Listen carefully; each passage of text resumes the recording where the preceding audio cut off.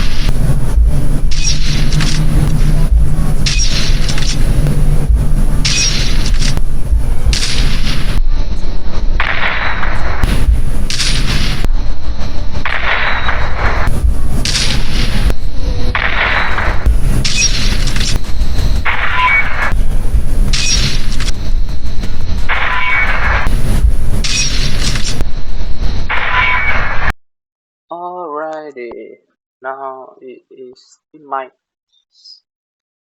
The impressive showing the game buds. Will the mic also do as well? What do you think of the sound? Now walking to the fan. What do you think of the what do you think about my voice? Or is it clear? Or the wind is too loud? Alright, so now we move on to the crowds. So is the crowd sound too loud or can you hear me? So now we move on to the game pods. Alright, so now I am using the game pods. Is it better than the game buds or the game pods is worse? Next, it is going to play in front of the fan. Does it pick up the fan sound or is it okay? Alright, so now we're gonna test the crowd sound playing from my TV. So now the crowd is playing. Is my voice too clear or the crowd is too loud? So tell me, what do you think?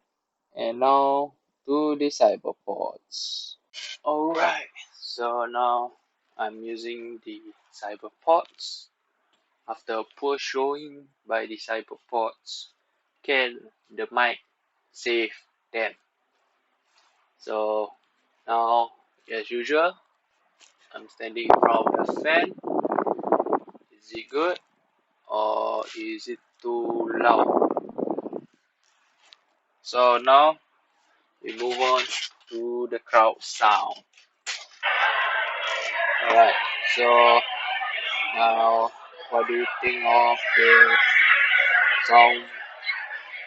What do you think about the cyberpods? Is it better than the other two or is it worse? So tell me in the comment down below.